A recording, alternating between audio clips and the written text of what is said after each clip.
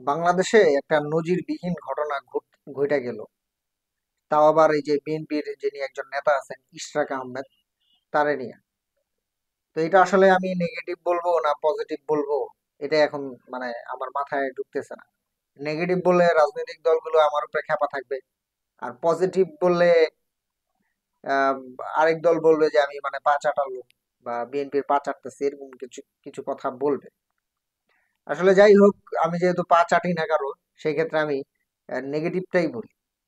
এই যে 2020 সালের 1লা ফেব্রুয়ারিতেই ঢাকা দক্ষিণ সিটি কর্পোরেশনের নির্বাচন অনুষ্ঠিত হয়, এবং সেইখানে এই ইশরাক বিএনপির পদপ্রার্থী হয়ে ধানের শীষ মার্কায় ভোটে মানে দাঁড়ান, এবং তার প্রতিপক্ষ হিসেবে মেয়র তাপসও কিন্তু ছিলেন, বা ফজলে নূর তাপস কিন্তু সেই সময় দাঁড়ায়। তো তার দাবি হচ্ছে আহ, তিনি ভোটে জয়লাভ করার পরও তাকে হচ্ছে জয়লাভ দেখানো হয় নাই, বা নির্বাচন সুষ্ঠু হয় নাই, এমন একটি অভিযোগ করে কিন্তু তার পরপরই 2020 সালে তিনি একটি মামলা করেন, তাও আবার ঢাকা জজ কোর্টে। তো সেই মামলার রায় কিন্তু এখন হইল। তো তার দাবি হচ্ছে যে নির্বাচনের আগে তাদেরকে ধরে নিয়ে যাওয়া হয়, বা ভোট কেন্দ্রে তাদের যেই প্রিজাইডিং অফিসার কিংবা তাদের যেই এজেন্ট ছিল তাদেরকেও বসতে দেওয়া হয় নাই, পিটায় পাটায়া সেখান থেকে তাড়িয়ে দেওয়া হয়, এরকম একটি অভিযোগ এনে সেই নির্বাচনে কিন্তু মামলা দায়ের করেন। সেটার রায় হইল এখন। এখন আমি যেটা বলতে চাচ্ছি যে আসলে আওয়ামী লীগ যত এতদিন যে ক্ষমতায় ছিল, এতদিন তাদের কোনো মাথাচাড়া ছিল না, বা মাঠ পর্যায়ে তাদের কিন্তু খুব একটা দেখা যেত না। কিন্তু যেই নিয়ে আওয়ামী লীগ গেল ক্ষমতা থেকে, তখনই বিএনপি আবার মাথাচাড়া দিয়ে উঠলো। সেই ক্ষেত্রে আহ, তাদের যেই লোকজন বিভিন্ন মামলায় বা সন্ত্রাসী গোষ্ঠী মামলায় জেলের মধ্যে আবদ্ধ ছিল, সেগুলো কিন্তু একদম 2-3 দিনের মাথায় সবগুলো কিন্তু জামিন হয়ে গেল।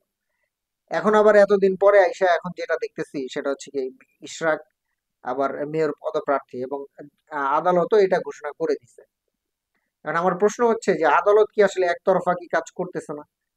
বিষয়টা কিন্তু এরকমই যে আদালত এখন বিএনপির সাপোর্ট হয়ে কিন্তু কাজ করতেছে, আদালত কিন্তু এখন নিরপেক্ষভাবে কাজ করতেছে না।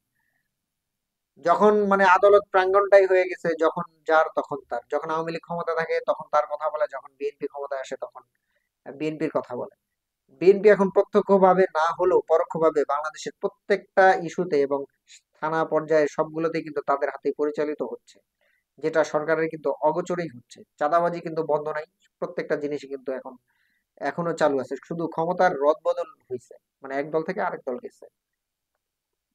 তো এই যে এটাও কিন্তু বিএনপির একটা মানে সুবিধা ভোগ করা, যে আসলে মামলায় জয়লাভ করে সেখানে ইশরাককে আবার ঢাকা দক্ষিণ সিটি কর্পোরেশনের মেয়র হিসেবে নিয়োগ দেওয়া, এখন শপথ নেওয়ার বাকি। তো এই নিয়ে হচ্ছে আবার হিরো আলম আবার খেপা। হিরো আলমের একটা ভিডিও দেখলাম যে আহ, মেয়র এই ইশরাক যেহেতু মামলায় জিততে পারে, এই মামলাটা তাহলে সে কেন পারবে না? ইশরাক যদি মেয়র হইতে পারে তাহলে সে কেন পারবে না? সেও তো নির্বাচনে অংশগ্রহণ করছিল এবং বিপুল পরিমাণ ভোট সেখানে তিনি পেয়েছিলেন। তার দাবি হচ্ছে যে সেও নির্বাচনে জয়লাভ করেছিলেন, কিন্তু সেখানে কারচুপির কারণে তাকে জয়লাভ দেখানো হয়নি। তো সে কেন এমপি হইতে পারবে না? এমন একটি প্রশ্ন কিন্তু সেখানে করেছেন। তো আমার কথা হচ্ছে যে রাষ্ট্রপতি ইতোমধ্যেই কিন্তু পার্লামেন্ট ভেঙে দিছে। এখন সরকার যেটা চলতেছে, বাংলাদেশ যেটা চলতেছে সেটা হচ্ছে অন্তর্বর্তীকালীন সরকারের নির্দেশনায়। তো এখন সে যদি গণতান্ত্রিক ভাবে এমপি হইতে চায় তাহলে আবার নির্বাচনে অংশগ্রহণ করতে হবে।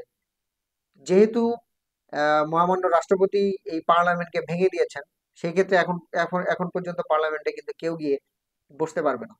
তো যেহেতু ভাঙা হয়ে গেছে, সেই ক্ষেত্রে আর আহ, যিনি হিরো আলম আছেন তিনিও কিন্তু এই মুহূর্তে আর নির্বাচনে এমপি হতে পারবেন না। পরবর্তী নির্বাচন হবে, তারপরে তখন যদি সে জয়লাভ করে তাহলে সে এমপি হতে পারবে। তো বিগত সময়ে যতগুলো নির্বাচন হয়েছে আওয়ামী লীগের আমলে, প্রায় সবগুলো কিন্তু একেবারেই প্রশ্নবিদ্ধ নির্বাচন ছিল। সর্বশেষ যে নির্বাচনটি হয় সেটাও কিন্তু প্রশ্নবিদ্ধ ছিল।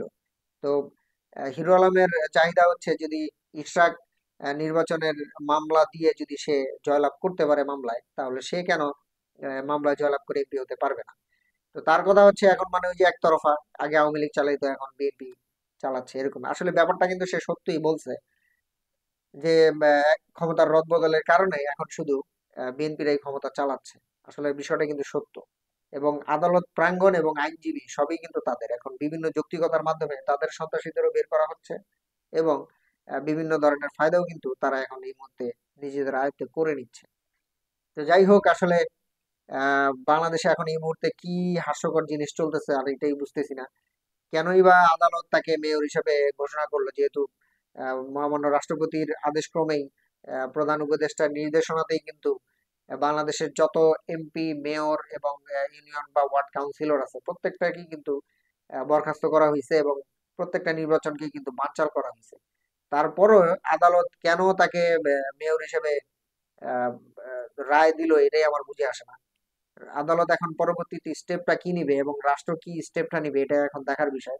তো আমার মতে হচ্ছে যে ইশরাক মেয়রের জন্য যে মামলাটি করেছিলেন সেটা জয়লাভ করছে, কিন্তু আদৌ কি ক্ষমতার চেয়ারে বসতে পারবেন কিনা বা মেয়রের চেয়ারে বসতে পারবেন কিনা, এটাই এখন দেখার বিষয়। আমার মতে আসলে পারবে না, কারণ যেহেতু মহামান্য রাষ্ট্রপতি এটাকে পুরোপুরি ভাবেই যত ধরনের এমপি, মিনিস্টার কিংবা কাউন্সিলর, মেয়র আছে প্রত্যেকটা নির্বাচনকে কিন্তু বানচাল করা হয়েছে, পুরোপুরি ভাবে বহিষ্কার করা হয়েছে। মনে হয় না আর পারবে।